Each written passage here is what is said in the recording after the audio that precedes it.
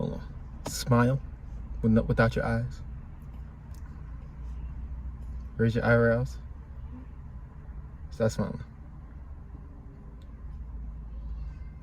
That's your model face. Okay. All right. Okay. All right.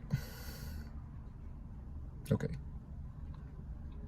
Okay, so we are filming this in the car because doing things in the house with 2 kids is a lot.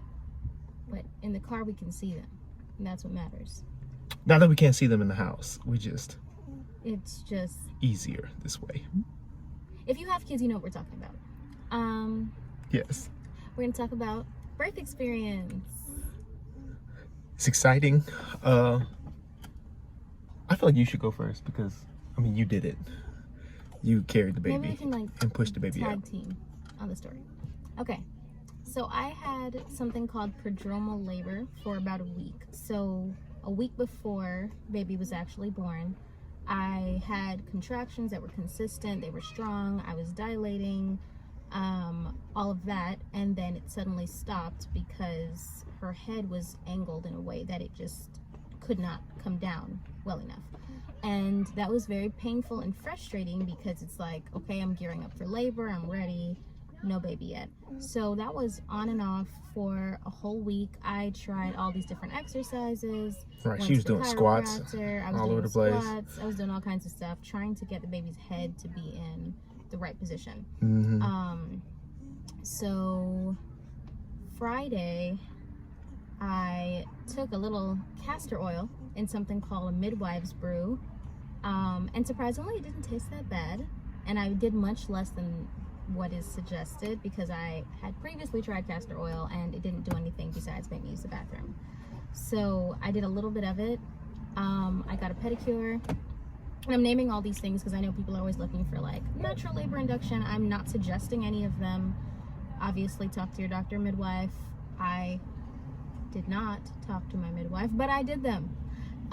Just being honest.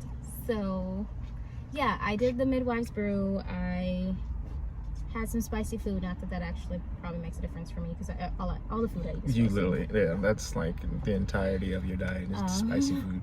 I did squats. I mean, normal stuff that I was doing every day trying to get the baby to come. And around, what was it, maybe 8 p.m., I started feeling some contractions. Yeah. So it was like they started kicking up again. So, like, it was, business as usual. We're going through the day. My dad just happened to be in town.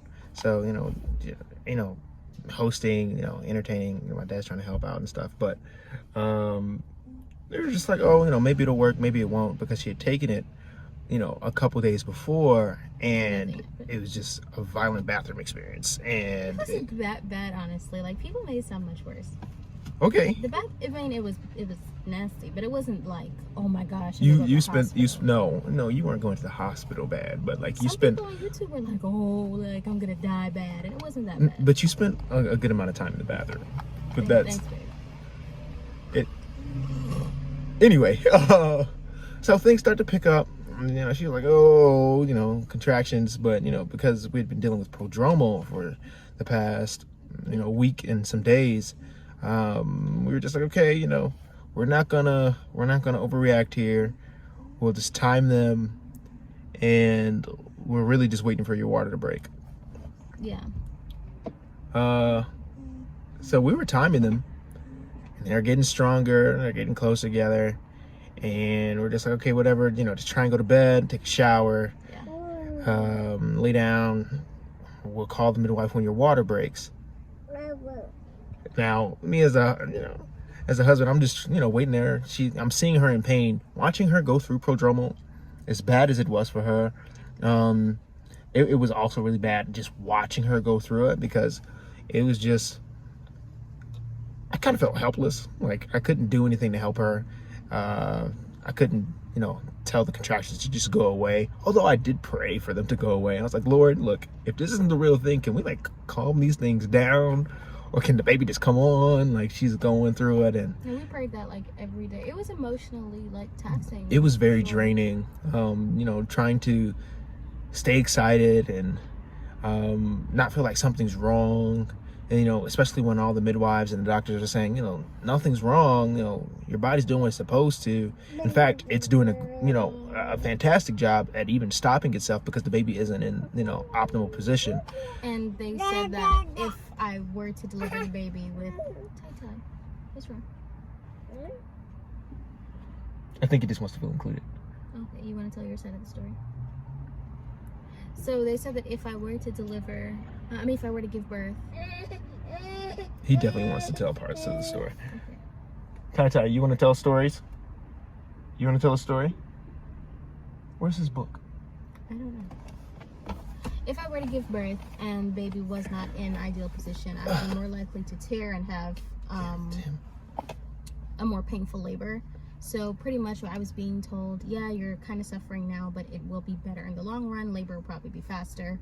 And boy, were they right. It was less painful. So I was like, yeah, that's nice to know. But right now I'm just frustrated because every day I have this, okay, I'm having contractions every 2 minutes. They're lasting a minute apart, or they're lasting a minute. Why has my water broken? You know, mucus plug has come out, all that stuff. I'm ready to give birth. Like, I'm in this mindset now and nothing's happening. And that was very, very hard emotionally. Yeah. But back to the day of. So contractions, I took a shower, went to bed, and they were not going away. And some of the biggest things that they were telling us were to like just try to go to sleep, and if you're able to go to sleep and wake up the next morning, then obviously it wasn't the real thing. Real labor is going to keep you awake. You're not going to be able to just go to sleep if you're actually in labor or in active labor. So I tried to fall asleep, and at this point I think the midwife came to our house around 1 o'clock. Yeah, it's like 1 in the morning. We weren't even really timing the contractions. They were just getting really, really intense. Like we were. Don't get me wrong. We both had the contraction app on our phone, and we were timing them. Super consistent with it. You weren't. Every time you started moaning, I started timing them. Yeah, and that's why I called you. I told you, I was like, we're just gonna go ahead and call the midwife because this is getting out of hand. And it wasn't like it was a little different this time. Mostly the fact that it wasn't going away. With the prodromal, they were strong. She was in a lot of pain. But after she took a shower, they would kind of calm down some. But this time she took a shower, she did everything the midwife told her to do, and they were still getting worse. So, Brooke was like, I don't want to call her just for her to have to go back home. I don't know if I'm dilating, all right, let's just wait this out. And I said, I'm calling the midwife. And that bad. We call, thankfully the midwife was only like, 20 minutes away from our house. So, she comes, she checks us out, and okay, yeah. So she checked me to see how dilated I was. Well, sorry, yeah, not us. Yeah. Her. Yeah, that would. There's no checking for me. She checked me to see how. Okay. And 1 second, guys. Then I'll vacuum all the rugs while Joe is busy dusting. And Larry, you can mop the floor before it gets disgusting. Ty-Ty's turn. Okay, so she checked me and said that I was like 3 to 4 centimeters. Still.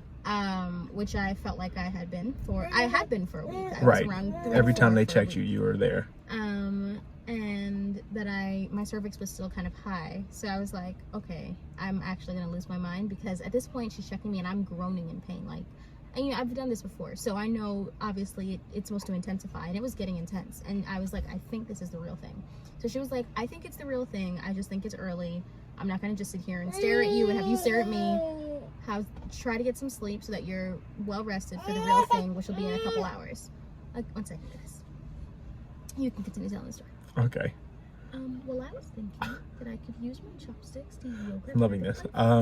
So yeah, she packs up her things. She leaves, and she just tells she tells Brooke to take like a sleep aid to maybe try and get at least an hour or 2 of sleep, because you're gonna need your energy for the whole labor process.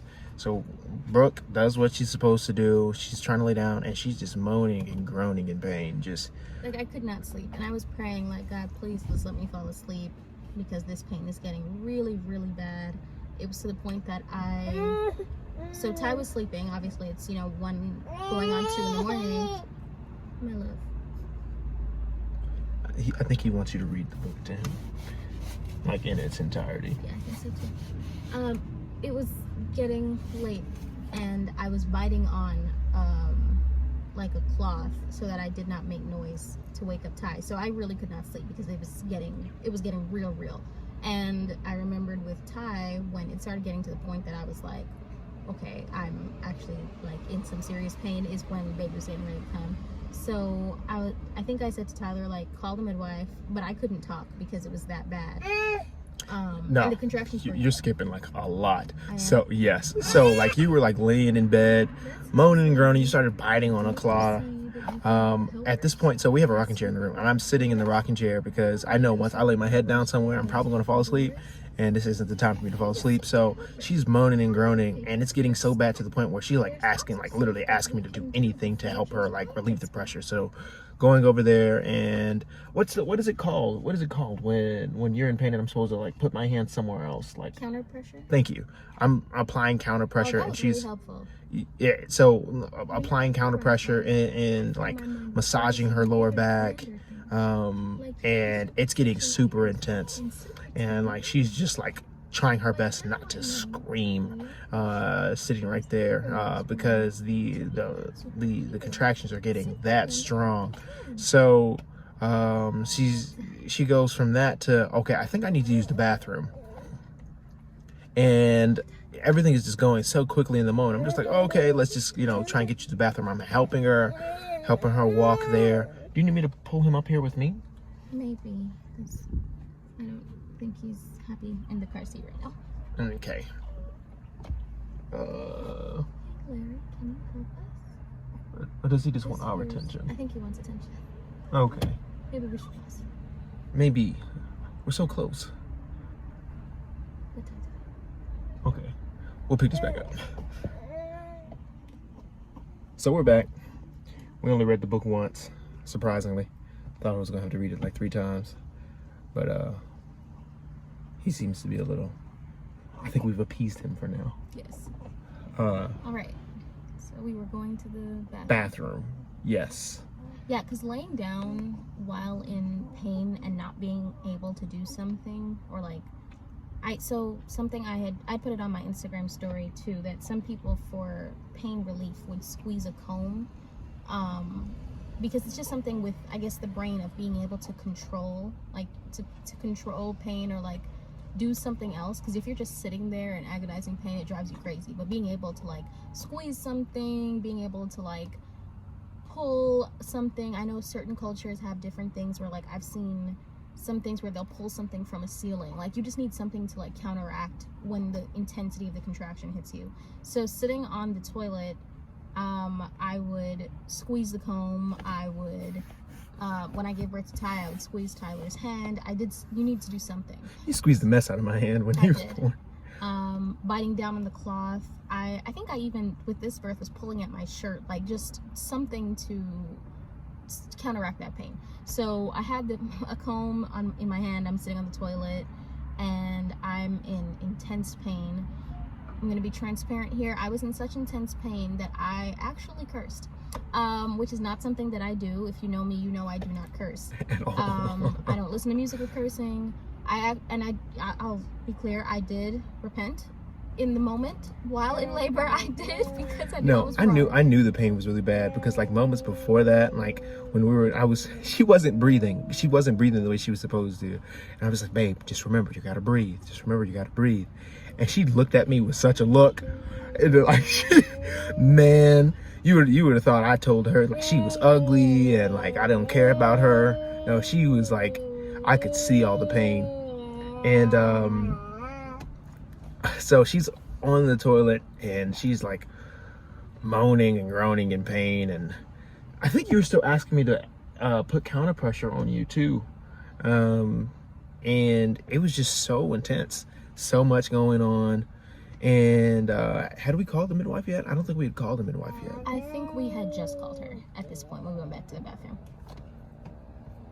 Well, so mind you, this is all within a 1 hour span. So we called the midwife yes, at she had 1 just o'clock. left at like 1:15. Yeah. She got there a little before 1. She left a little after 1. So And this now is probably like 1:30. one I think this is like 1:40, 1:50 at this point. So it's within the same time period. Like, Because not too long after we went to the bathroom is Baby when came. the baby came. yeah. So she's sitting there and the contractions are getting worse. Like she's like going from like moaning and groaning to like full on screaming. Like she went to like, I can't do this.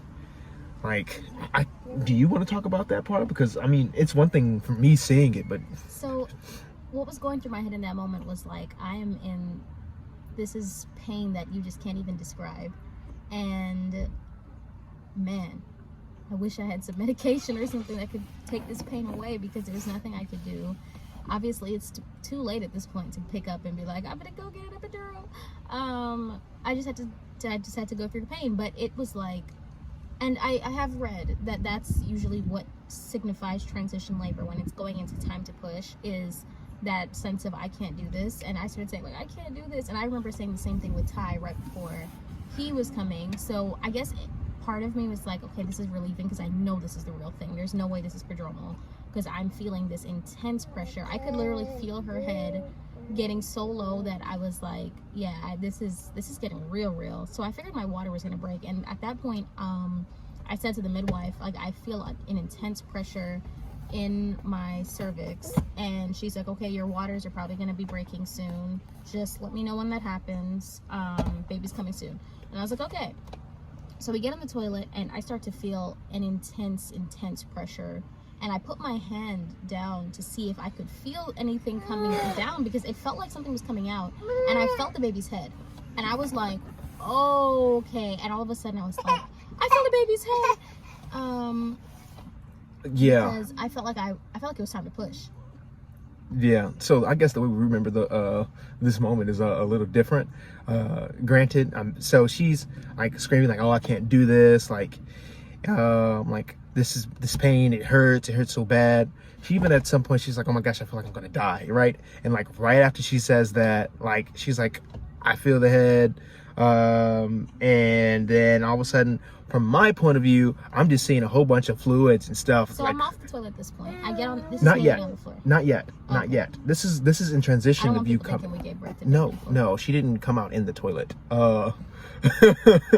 So this is like right before we get on the floor. You're like, oh my gosh, I feel her head, and I just see a whole bunch of fluids and blood and stuff start to come out, and I like immediately, like in my mind, I'm like, okay, she literally started screaming at me saying she feels like she's gonna die, and like my mind like jumps to the worst. I'm like, oh my gosh, like what is going on with my wife? The midwife isn't here yet. I'm gonna have to do this on my own. Oh, and then I was like, Jesus, because it was so bad. It was bad. Like, Yeah. I'm being very open with you guys. Like, I was saying all kinds of stuff. I was saying I feel like I'm gonna die. I told you guys how I cussed earlier. Then I'm screaming Jesus, because it's just like, when you're in that level of pain, it's like, what do you do? Like, what do you do? And it was happening very, very fast. I feel like we should like, never mind, it's silly, but so right after she says she feels the head and she screams Jesus, she like basically like falls like prostrate on the floor. Like she goes like onto her knees, and like I'm seeing the baby like come out. So at this point, the midwife's on the phone with us, and we're both very well, I'm frantic. Brooke is just like, I'm just focused on pushing. yeah, the baby's coming, So and I'm just like saying that repeatedly, and I'm just like, she's coming, I see her head, she's coming, oh my gosh. I'm I like, think it was like 2 pushes and the baby was out. I would say 2, maybe 3 max. Yeah. And like she's pushing, and next thing you know, like the sac comes out, the sac breaks, her head is out, her arms are like coming out, like, and I have to catch the baby. And So I pushed for like 2. This is literally like a 2-minute event, like that's going on. Like it's that rapid, like that fast. I think the midwife took note and like, okay, Patient says she sees the baby's head, and like literally a minute later, the baby was out. Yeah. And she's in the car this whole time, like driving to us. She lives close by, so she's like zooming, and she's like, "Yeah, I'm turning on this corner, like I'm almost there," and baby's out. Yeah. So the baby comes out. I'm rubbing on her back, you know, trying to get her to cry, which she does, and like we're both just in shock. Like this really just happened. Really just caught my baby on our bathroom floor. There's like amniotic fluid everywhere, and we're just like, this is not how we planned this to go at all. At all. Like we had the birth pool blown up in the other room. I had this outfit I'd planned to wear, like a water birth outfit that was sitting out because we had prepared. My father-in-law, we were like, okay, if we need you to, you know, put water in the pool, we'll call you. You can do it for us. None of that happened. Obviously. Literally none of it happened. But I'm in the moment, I was like screaming for my dad, and I was just like, hey, she's here, like come help. Because I'm like covered in fluids. I'm covered in like baby fluids and like blood and stuff like that. So I'm just like, oh my gosh, I don't want to move. I'm still over here just trying to make sure Brooke is okay, that she's responsive. And I'm just like, oh, okay, she's fine. I hand the baby off to Brooke, and you know, she's crying like full on already at this point. And I kind of like rinse and wash my arms off real quick. I get my dad. That way he can look out for the midwife. The midwife gets there maybe a couple minutes later, and we're just like in like complete shock. And I'm literally sitting on the floor in a t-shirt, holding my baby covered in vernix, attached to the umbilical cord still. I hadn't pushed out the placenta yet. And just sitting there, and it was just like, what just happened? What just happened? It was so wild. It was so wild. Like something we'll never forget. Yeah, it was crazy. But it was, looking back, it was very beautiful in a sense, because my first birth, I was with strangers wearing a bunch of PPE gear because it was, you know, still peak time of COVID, you know, in 2020. And this time it was very intimate. It was literally me and my husband in our house, in our bathroom. We were the first ones to hold her, first ones to see her. It wasn't a nurse coming and grabbing her, anything like that. And although I had envisioned this, Tai is not happy. At least he loves books. He loves books. He likes reading. Threw something on the floor. It wasn't the birth I'd envisioned in terms of like perfect Pinterest, Instagram look, but in terms of like emotional, spiritual experience, it was, because it was very, very personal, very intimate. Yeah. I'm sending him up some water. Something else in mind. See, I can rake the leaves when Larry cleans the shed. Can you talk about placenta time and all that, getting in the tub? Oh, hit the phone, buddy. Oh, yeah. 1 second. I think it's time for us to go, actually. Okay. Beautiful. Awesome. Okay. We'll resume this later. All right. Part 3. As I put up 2 fingers. All right, bye. All right, and we back. So, the baby's out. My father-in-law comes in. He sees her. He sees me. He's running to get towels because we did not expect the baby was coming this fast. So we didn't have any of the things. We didn't have blankets in our, like, next near to us. We didn't have towels. Chest pads, like we had them, they just weren't near us. Yeah. So he's running to grab those things. The midwife helps me get into not the birthing pool, but our normal tub, you know, that's in our bathroom. And the placenta comes out, and she checks on the baby. Baby's fine. You know, we do all the things, weighing of the baby, get the weight, and making sure I have no tears, and I had none, which was something that I prayed for heavily, was that there wouldn't be any need for me to have sutures, and there was none. So really grateful for that. So no, you know, trauma for me, and no tears. You always make fun of how I say it. I don't know. You didn't tear? I didn't tear. Tear. It's all right. It's okay. I had no lacerations. There you go. I suffered no lacerations. I didn't did tear. not require any suturing, which was great. So we're kind of in this like post-birth like days, because it's 2:00 in the morning and something crazy just happened. So I don't even know how coherent either of us were, but we were both really happy. And I looked back on the notes the midwife had taken, because they take notes, and she said they're really happy. And I was like, oh, because I didn't know what to expect necessarily. In my head, birth was not going that way, but in that moment it was just like, she's here, she's perfect, nothing's wrong with me. Like, those were the things that we really prayed for, was healthy baby, healthy mom, and a better experience than our first, in terms of just feeling like cared for. And we had no one necessarily there to care for us in the moment, but we had each other to lean on, which I think was really special, because there was no sense of like shyness. Obviously this is my husband, like father of the child who's delivering the baby. Like, this is as raw and real as it gets, in terms of giving birth. But it was beautiful, and I really wouldn't have it any other way, although we had expected it to go differently. Yeah. I don't know if I have anything else to add. Just happy everybody was healthy. Might have lost some towels in our bathrobe. Ain't no might. They're gone. We lost a lot of towels. They're gone. In that all the post-birth days, probably would have gone to like wash a good majority of them, but they've been trashed. Yeah. I didn't realize they were trashed. We didn't realize they were trashed. Didn't realize they were trashed until like much later. But everything was perfect. It's perfect. Crazy, but awesome. Yeah. Absolutely awesome. Our beautiful baby girl is here. Tai loves her. We love her. My dad made a joke. He said she was just waiting on her grandpa to be in town for her to come. And it was just like, sure, whatever you say. But things really did go, like, timing wise, I think how they were supposed to. Like, I prayed that I would give birth at night so that Ty wouldn't necessarily be like stressed out hearing me if I screamed or anything. Yeah. I tried my best to keep quiet as long as I could by biting down towards those last few contractions. It was like, I screamed, but he was asleep the whole time, which was great.